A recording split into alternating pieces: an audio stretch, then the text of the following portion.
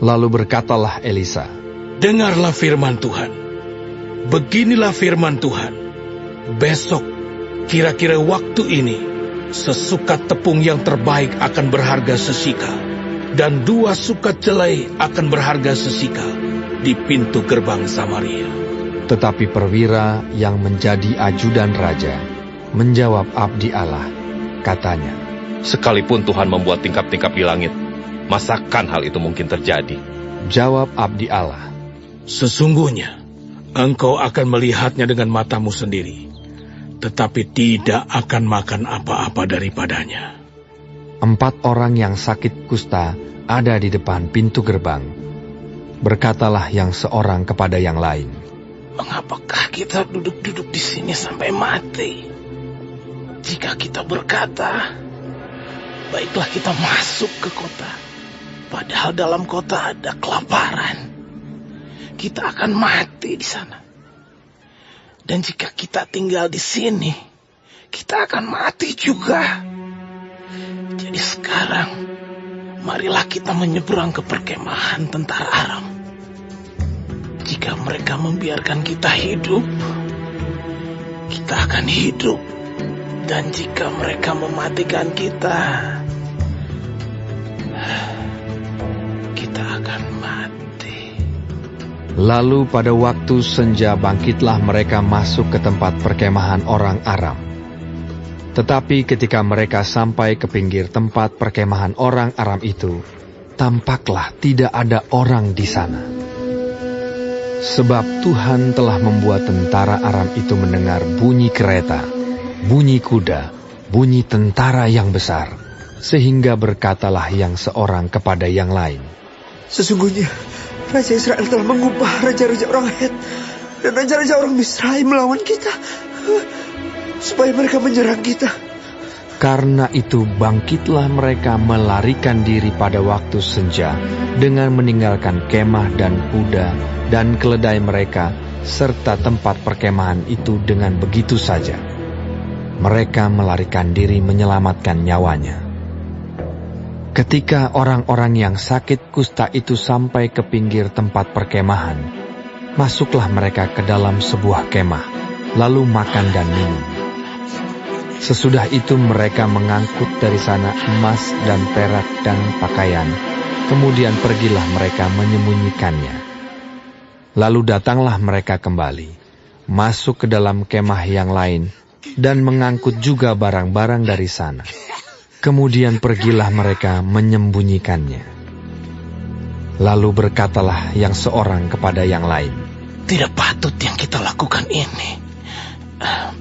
Hari ini ialah hari kabar baik, tetapi kita ini tinggal diam saja. Apabila kita menanti sampai terang pagi, maka hukuman akan menimpa kita. Jadi sekarang, marilah kita pergi menghadap untuk memberitahukan hal itu ke istana raja." Mereka pergi, lalu berseru kepada penunggu pintu gerbang kota dan menceritakan kepada orang-orang itu. Katanya, "Kami sudah masuk ke tempat perkemahan orang Aram, dan ternyata tidak ada orang di sana, dan tidak ada suara manusia kedengaran. Hanya ada kuda dan keledai tertambat, dan kemah-kemah ditinggalkan begitu saja." para penunggu pintu gerbang menyerukan dan memberitahukan hal itu ke istana raja. Sekalipun masih malam, raja bangun juga, lalu berkata kepada para pegawainya, "Baiklah, aku terangkan kepadamu apa maksud orang Aram itu terhadap kita. Mereka tahu bahwa kita ini menderita kelaparan. Sebab itu, mereka keluar dari tempat perkemahan untuk menyembunyikan diri di padang. Sambil berpikir, apabila orang Israel keluar dari dalam kota, kita akan menangkap mereka hidup-hidup. Kemudian kita masuk ke dalam kota." Lalu salah seorang pegawainya menjawab, "Baiklah, kita ambil 5 ekor dari kuda yang masih tinggal di dalam kota ini. Tentulah keadaannya seperti seluruh khalayak ramai Israel yang sudah habis mati itu. Biarlah kita suruh saja orang pergi, supaya kita lihat Sesudah itu mereka mengambil 2 kereta kuda. Kemudian raja menyuruh mereka menyusul tentara Aram sambil berkata, Pergilah melihatnya. Lalu pergilah mereka menyusul orang-orang itu sampai ke sungai Yordan. Dan tampaklah seluruh jalan itu penuh dengan pakaian dan perkakas yang dilemparkan oleh orang Aram pada waktu mereka lari terburu-buru. Kemudian pulanglah suruhan-suruhan itu dan menceritakan hal itu kepada raja. Maka keluarlah penduduk kota itu menjarah tempat perkemahan orang Aram.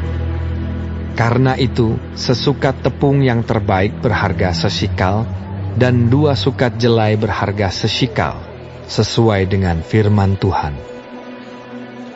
Adapun raja telah menempatkan perwira yang menjadi ajudannya itu mengawasi pintu gerbang. Tetapi rakyat menginjak-injak dia di pintu gerbang, lalu ia mati sesuai dengan perkataan abdi Allah yang mengatakannya pada waktu raja datang mendapatkan dia. Dan terjadi juga seperti yang dikatakan abdi Allah itu kepada raja. 2 sukat jelai akan berharga sesikal, dan sesukat tepung yang terbaik akan berharga sesikal. Besok, kira-kira waktu ini, di pintu gerbang Samaria. Pada waktu itu si perwira menjawab abdi Allah itu, Sekalipun Tuhan membuat tingkap-tingkap di langit, masakan hal itu mungkin terjadi?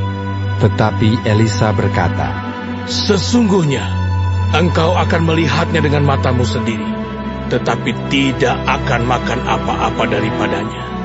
Demikianlah terjadi kepada orang itu. Rakyat menginjak-injak dia di pintu gerbang, lalu matilah ia.